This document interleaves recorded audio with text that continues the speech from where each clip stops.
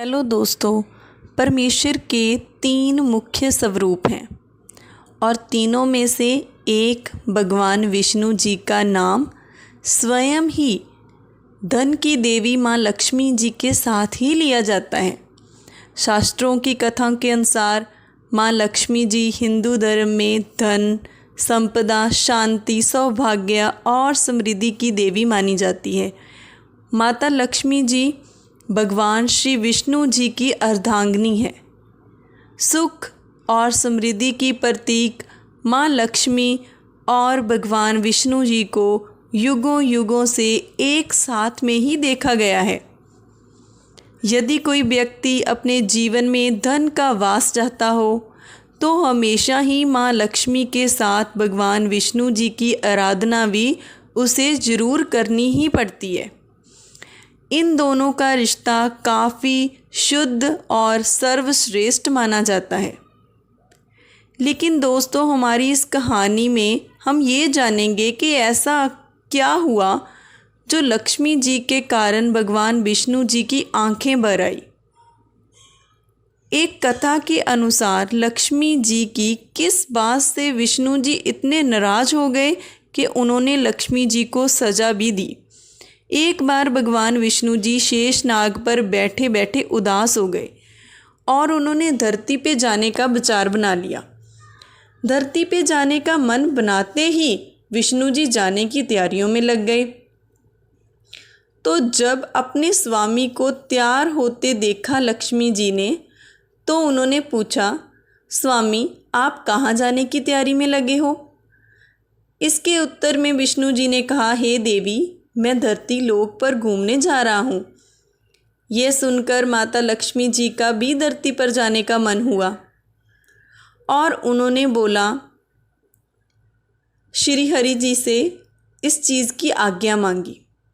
लक्ष्मी जी द्वारा प्रार्थना करने पे भगवान विष्णु जी बोले, आप मेरे साथ चल सकती हो, लेकिन एक शर्त पर। तुम धरती पर पहुंचकर उत्तर दिशा की ओर बिल्कुल मत देखना, तभी मैं तुम्हें अपने साथ लेकर जाऊंगा। ये बात सुनते ही माता लक्ष्मी जी ने तुरंत ही हाँ कर दी और विष्णु जी के साथ धरती लोक पर जाने के लिए तैयार हो गई। माता लक्ष्मी जी और भगवान विष्णु जी सुबह सुबह ही धरती पर पहुंच गए। जब वे पहुंचे तब सूर्य देवता अभी उदय ही हो रहे थे और कुछ दिनों पहले ही बरसात भी हुई थी, इसलिए धरती पर चारों ओर हरियाली ही हरियाली थी। धरती बेहद सुंदर लग रही थी और लक्ष्मी जी ये सब देखकर मंत्रमुग्ध हो गए और धरती के चारों ओर देखने लगे। माँ लक्ष्मी जी ये भूल गए कि उन्होंने अपने पति को क्या वचन दिया था, क्या वचन देकर वो उनके साथ आए थे। अपनी नज़र घुमाते हुए उन्होंने कब उत्तर दिशा की ओर देख लिया, उन्हें पता ही ना चला। मन ही मन में मुग्ध हुए माता लक्ष्मी जी ने जब उत्तर दिशा की ओर देखा तो उन्हें एक सुंदर बगीचा नज़र आया। उस ओर से भीनी भीनी खुशबू भी आ रही थी। बगीचे में बहुत ही सुंदर सुंदर फूल खिले हुए थे। फूलों को देखते ही माँ लक्ष्मी बिना सोचे समझे उस खेत में चली गई और उन्होंने एक सुंदर सा फूल तोड़ लिया।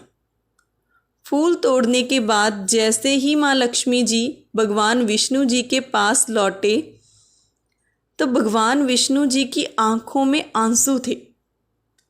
माँ लक्ष्मी जी के हाथ में फूल देखकर विष्णु जी बोले, कभी भी किसी से बिना पूछे उसका कुछ भी नहीं लेना चाहिए।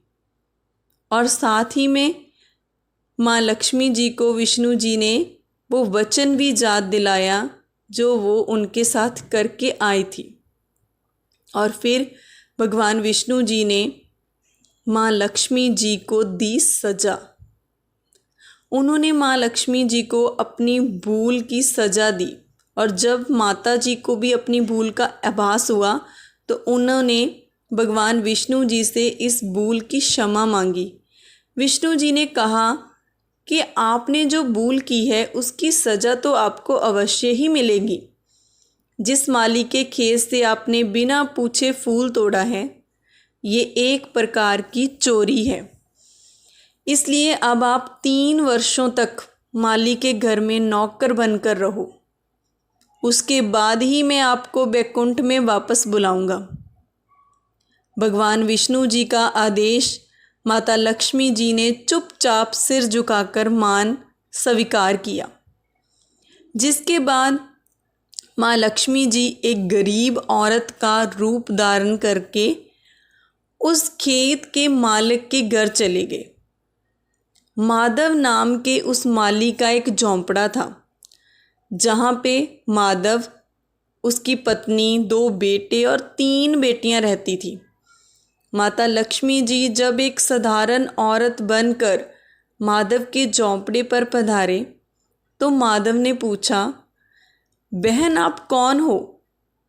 तब माँ लक्ष्मी जी ने कहा, मैं एक गरीब औरत हूँ, मेरी देखभाल करने वाला भी कोई नहीं है, मैंने कई दिनों से खाना भी नहीं खाया, मुझे आप कोई भी काम दे दो, मैं तुम्हारे घर का काम कर लिया करूँगी और इसके बदले में आप मुझे घर के अंदर एक कोने में आसरा दे देना।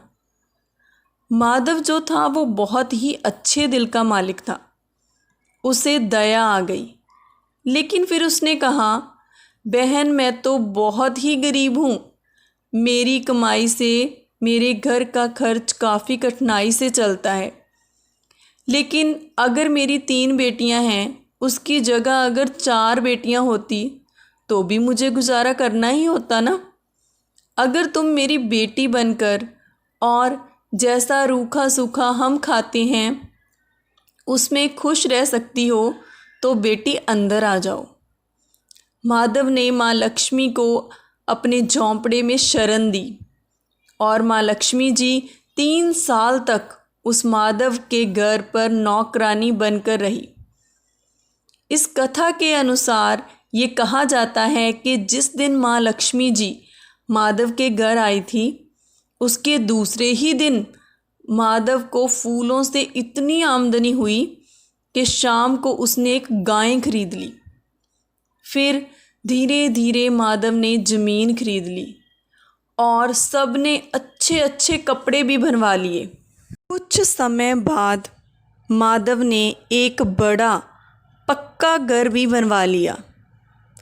लेकिन माधव हमेशा से सोचता था कि मुझे ये सब इस महिला के आने के बाद ही मिला है, इस बेटी के रूप में ही मेरी किस्मत आ गई है। एक दिन माधव जब अपने खेतों से काम ख़त्म करके घर आया तो उसने अपने घर के द्वार पर गहनों से लदी एक देवी स्वरूप औरत को देखा। जब वो उसके निकट गया तो उसे आभास हुआ कि यह तो मेरी मुंह बोली चौथी बेटी यानी कि वही औरत है।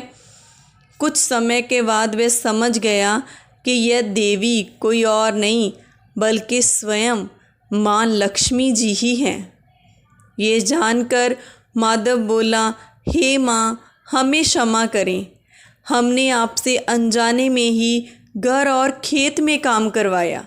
हे माँ ये हमसे कैसा अपराध हो गया है, हे माँ हम सब को माफ़ कर दें। यह सुनकर माँ लक्ष्मी जी मुस्कुराए और बोले, हे माधव तुम बहुत ही अच्छे और दयालु व्यक्ति हो, तुमने मुझे अपनी बेटी की तरह रखा। इतनी गरीबी होने के बावजूद भी मुझे अपने घर का सदस्य बनाया। इसके बदले में मैं तुम्हें वरदान देती हूँ कि तुम्हारे पास कभी भी खुशियों की और धन की कमी नहीं रहेगी, तुम्हें सारे सुख मिलेंगे जिसके तुम हकदार हो।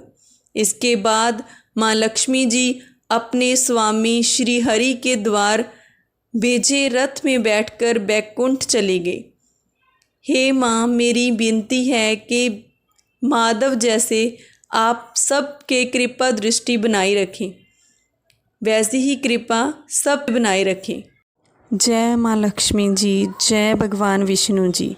ऐसी ही और कथाएं सुनने के लिए मेरे चैनल को लाइक, शेयर एंड सब्सक्राइब करें। धन्यवाद।